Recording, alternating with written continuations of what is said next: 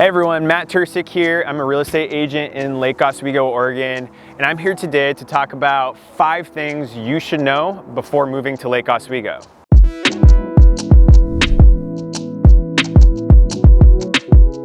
Okay, and the number 1 thing you should know about moving to Lake Oswego, well, it's the exact reason why we're shooting this inside right now. We just attempted to shoot this outside, but it started to rain, so here we are. Lake Oswego is located just 10 minutes south of Portland, which is known for raining. Anytime in our winter, spring, and fall, you can almost automatically assume it's gonna be overcast with some slight drizzle. And then in the summer months, Lake Oswego really does shine. In mid-June all the way to September, you can expect average temperatures to be in the 80s, with tons of sunshine and nice warm nights. But we are in the middle of the winter months right now, where you can usually expect 1 or 2 snowstorms, but overall average temperatures in like the 40s with a lot of overcast and of course rain. And the second thing you should know about moving to Lake Oswego is what's there to do. So first off, I want to talk real quick about the park system. Lake Oswego has a fantastic Parks and Rec department with 25 parks in the city of Lake Oswego. My personal favorites are Foothills Park, which is down on the Willamette, as well as George Rogers Park. In addition to all of the lake activities, the Willamette River provides a unique part about Lake Oswego that I think is personally a little bit underrated. You can easily take your kayaks down to Willamette Park at George Rogers or Foothills and access the river, which gives you a whole different feel in terms of water sports. And then there's walking around town. Downtown Lake Oswego over the last 10 to 15 years has developed into a hub of restaurants, shops, cafes, and one of my favorites, the Lake Theater, which is a cool boutique movie theater right on the lake that also offers dinner, glasses of wine, beer. In addition to all of the parks and the restaurants and shops,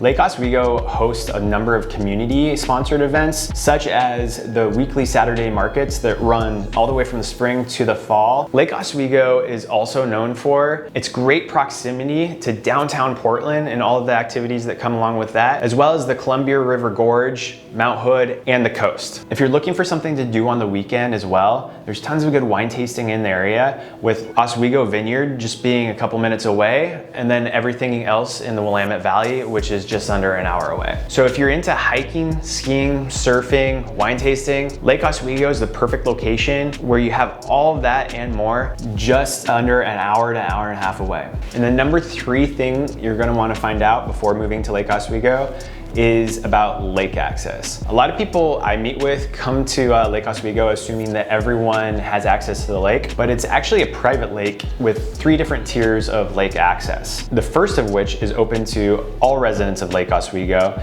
and that is the swim park. There is Lake Oswego Swim Park, which is over off of Ridgeway Road, and then there's also Lake Grove Swim Park on Lakeview Boulevard. Lake Grove Swim Park is my personal favorite, as it's a great place to have a picnic, swim, and enjoy the fireworks in the summer. And the second tier of boat access would be the easements. There's 20 easements on Lake Oswego. The point of each easement is to provide surrounding properties of the lake that aren't on the water access to enjoy the lake. Now, if your property is lucky enough to come deeded with an easement right, then you can use the facilities from day 1. The boat slips typically have wait times of up to 10 years, with some of the quickest ones turning over in as little as a year. But it's always a good idea to check with your real estate agent and get a good read on how long that wait list is before buying or expecting to get a boat on the lake this summer. You can still launch your boat for day use, but logistically it still is tough because you have to get a special certified cleaner to clean your boat prior to launching for day use. And then you also have to get the boat off by twilight. And then the third tier of lake access would be simply buying a lakefront property. Lakefront properties do trade at a premium, but it's the only way that's going to guarantee that the day of close, you're going to be on the water. And it should be noted that there is a one-time Lake Corp transfer fee of $7,500. Even in the summertime, the lake doesn't get too busy with boaters. It's quite enjoyable to go for an evening cruise on the lake, or if you want to go water skiing in the morning, you're more than likely going to have the whole lake to yourself. There's also a a few restrictions on what type of boats you can put on the water. Generally, boats need to meet a certain width requirement and a length requirement. There are also no wake enhancing devices. And then if you're pulling like inner tubers, for example, you can only take one at a time. And the number 4 thing you should know about moving to Lake Oswego is a little bit about the school systems. Both Lake Oswego High School and Lake Ridge High School are consistently ranked the top in the state in both academics and sports. Lake Oswego High School last year had 1,273 students with an average student to teacher ratio of 19:1 and a graduation rate of 92%. Lake Ridge High School has 1,111 students with an average student to teacher ratio of 20:1 and a graduation rate of 94%. Each high school offers a wide variety of advanced curriculum and courses for students at all levels, and they are both considered great college prep schools. Each high school has 1 junior high and then 3 elementary schools that feed into it. And in general, Lake Oswego is fed by all the homes on the north side of the lake, whereas Lake Ridge is fed by all the homes on the south side of the lake. Another interesting fact, which you can see the result of today actually, is a couple years ago, the city passed a huge bond measure, which poured tons of money into the rebuilding and construction of the junior highs and all of the elementaries. There are also a couple other private school options, such as Our Lady of the Lake Catholic School, and then the Park Academy. The 5th thing you should be aware at before moving to Lake Oswego is the pricing.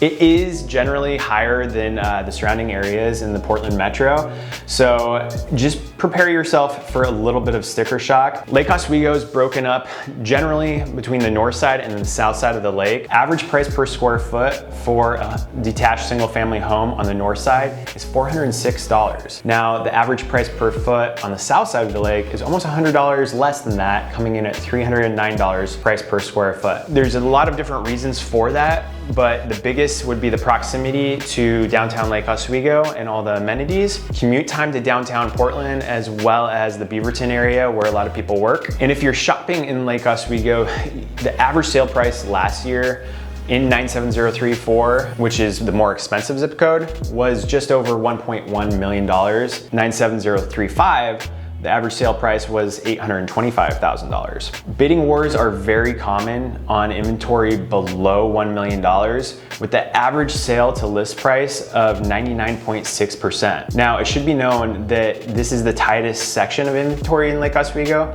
with only 7 homes on the market as we're filming this video at the end of January. Above $1 million, you're gonna find that the sellers are a little bit more negotiable. Typically, you're negotiating one-on-one, and the average sale to list price is hovering right around 96% for last year. There are currently about 40 listings on the market above $1 million, so you do have a lot more options as a shopper in this price category. Now, there are exceptions to this because there are a few subsets of inventory that are even more attractive. Those include properties with views, water frontage, walkability, and the ones that are recently built, such as new construction.